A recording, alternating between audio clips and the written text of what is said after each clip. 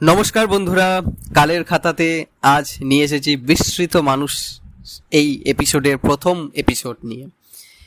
আমরা সকলেই 1911 সালের মোহনবাগানের আইএফএ শিল্ড জয়ের কথা জানি। শিবদাস ভাদুড়ির কথা কে না জানে, কিন্তু আইএফএ শিল্ড, শিবদাস ভাদুড়ির মতো মানুষদের পিছনে যে মানুষটার অনবদ্য অবদান ছিল তার কথা কি আমরা সকলে জানি? তিনি হলেন স্যার দুঃখীরাম মজুমদার। ভারতীয় ফুটবলের প্রথম যুগের অন্যতম শ্রেষ্ঠ একজন প্রশাসক, প্রতিভা অন্বেষক বা স্কাউট এবং প্রথম সংগঠক।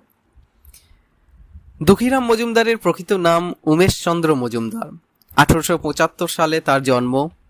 কলকাতার ফুটবল মহলে তিনি পরিচিত ছিলেন স্যার দুঃখীরাম মজুমদার বলে নয়, তাকে বলা হতো দুঃখীরাম বাবু। তিনি একজন দক্ষ সেন্টার হাফ হলেও তার প্রকৃত পরিচয় ছিল একজন কোচ হিসাবে। আজকের দিনে যে বড় বড় ক্লাব তারা প্রতিভা খুঁজে বের করার জন্য স্কাউট পাঠায়, কিন্তু 100 বছরের আগে ভাবুন, বাংলায় এই কাজটা শুরু করেছিলেন দুঃখীরাম। তিনি শহর থেকে গ্রাম, যেখানে ভালো খেলোয়াড়ের খবর পেতেন সেখানেই তিনি পৌঁছে যেতেন। একজন শিক্ষকের প্রকৃত পরিচয় তার ছাত্রদের মধ্যেই লুকিয়ে থাকে। দুঃখীরামের ছাত্রদের তালিকা দেখলে তার কৃতিত্ব সহজেই বোঝা যায়। কারা ছিলেন তার ছাত্র জানেন?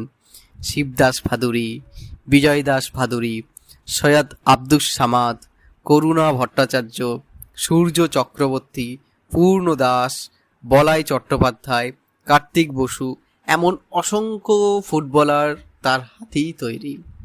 বিশেষ করে 1911 সালের আইএফএ শিল্ড জয়ী মোহনবাগান দলের অধিনায়ক শিবদাস ভাদুড়ি এবং তার ভাই বিজয় দাস দুজনেই ছিলেন স্যার দুঃখীরাম মজুমদারের ছাত্র। কৈশোরে তিনি শ্যামপুকুরে প্রতিষ্ঠা করেন লুনার ক্লাব। পরবর্তীকালে তিনি প্রতিষ্ঠা করেন এরিয়ান্স ক্লাব, যেগুলো বাংলার গুরুত্বপূর্ণ প্রতিভা তৈরির কেন্দ্র হয়ে ওঠে। এবং এখানেই তৈরি হয় পরবর্তীকালে বিখ্যাত স্যার দুঃখীরাম কোচিং সেন্টার। এখানে শুধু ফুটবল শেখানো হতো না, শেখানো হতো শৃঙ্খলা, চরিত্র, আত্মসংযম, দলগত চেতনা এবং দেশপ্রেম। আজ হয়তো ফুটবল আমাদের কাছে বিনোদন, কিন্তু ঔপনিবেশিক ভারতের ফুটবল সেটা ছিল এক প্রকার যুদ্ধ। ইংরেজরা বুট পরে খেলতেন, ভারতীয়রা বেশিরভাগ সময় খালি পায়ে মাঠে নামতো।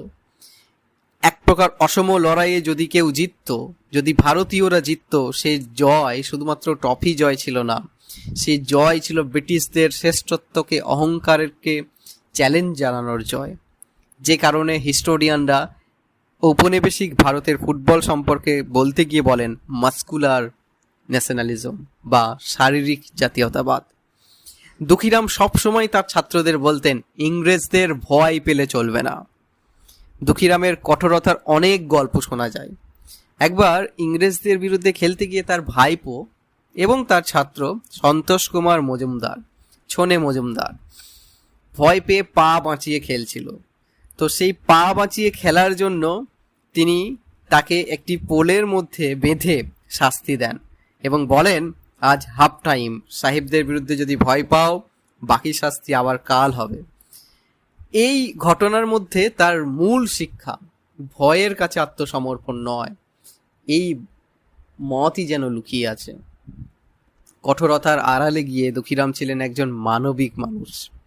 যক্ষ্মায় আক্রান্ত ছাত্র হরিদাসের জন্য প্রতিদিন প্রায় 15 কিলোমিটার সাইকেল চালিয়ে বিশুদ্ধ পানীয় জল পৌঁছে দিতেন দুঃখীরাম মজুমদার। সাম্প্রদায়িক অশান্তির সময় যখন দেশ বিধ্বস্ত, দেশে চারিদিকে দাঙ্গা পরিস্থিতি, সেই সময়ে তিনি ফুটবলের মুসলিম ফুটবলার সৈয়দ আব্দুস সামাদকে নিরাপদভাবে আশ্রয় দিয়েছিলেন দুঃখীরাম মজুমদার। কাজেই তিনি একজন ফুটবল কোচ ছিলেন না, তিনি ছিলেন একজন শিক্ষক, একজন অভিভাবক, একজন জীবন গুরু। 1911 যে শিল্ড জয়, যেটা আজকে ইতিহাস, সব সময়ের জন্যই ইতিহাস, সেই ইতিহাসের বিজয় একদিনে আসেনি। দীর্ঘ অনুশীলন তার পিছনে ছিল, এবং ছিল মানসিক প্রস্তুতি, আর ছিল বেশ কিছু মানুষের অবদান, যাদের মধ্যে একজন হলেন স্যার দুঃখীরাম মজুমদার। দুঃখীরাম মজুমদার ফুটবল নিয়ে একটি গ্রন্থও লিখেছিলেন, যদিও সেটা আজ আর পাওয়া যায় না। এবং পশ্চিমবঙ্গের আন্তঃজেলা ফুটবলে বহু বছর তাঁর স্মৃতিতে মজুমদার ট্রফি প্রদান করা হতো। এরিয়ান্স ক্লাবও তার নেতৃত্বে মোহনবাগান ও ইউরোপীয় ক্লাবগুলির বিরুদ্ধে উল্লেখযোগ্য সাফল্য অর্জন করেছিল।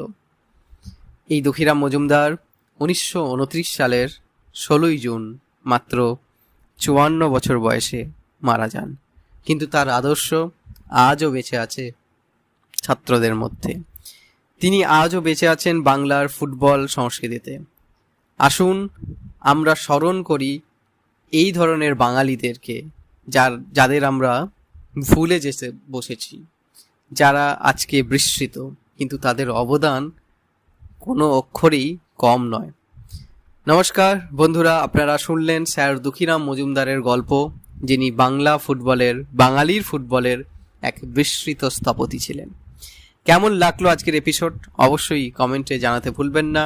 এরকম বিস্মৃত মানুষের গল্প নিয়ে আরও অনেক এপিসোড আসবে, অবশ্যই চ্যানেলটিকে সাবস্ক্রাইব করে রাখুন।